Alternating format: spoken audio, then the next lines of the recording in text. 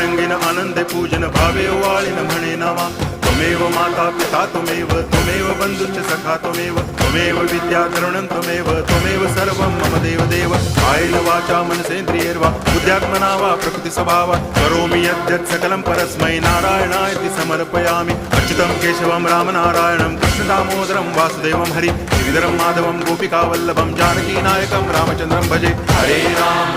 Ram